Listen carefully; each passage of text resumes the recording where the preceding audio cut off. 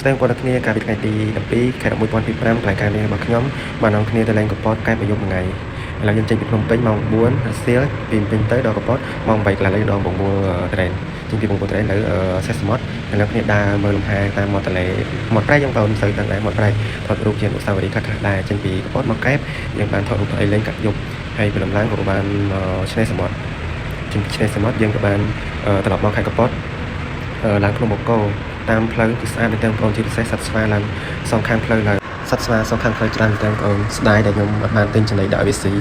ឡូវយើងបានឡើងមកដល់ភ្នំហើយយើងបានជិះមកដល់ចំណុចរូបសំណាកលោកយាយម៉ៅក៏បានថតរូបជាអនុស្សាវរីយ៍ជុំគ្នានឹងបនស្រន់សំសេចក្តីសោកបន្តទៅលើទៀតនៅក្នុងជាក់ស្ដែងក្នុងរូបតាមទូរស័ព្ទមានទឹកជ្រោះស្អាតបងប្អូនគួរចំតែនេះជារូបភាពដែលគេទៅ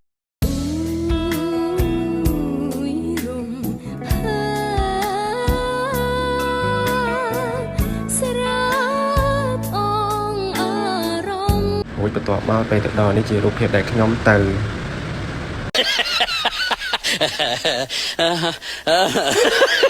ឡូវអត់មានទឹកទេទឹកជ្រោះហ្នឹងដាក់បាយហ្នឹងបងប្អូនឥឡូវក៏យើងបានបាយថ្ងៃត្រង់ហើយក៏យើងបានត្រឡប់មកខេត្តកែបវិញ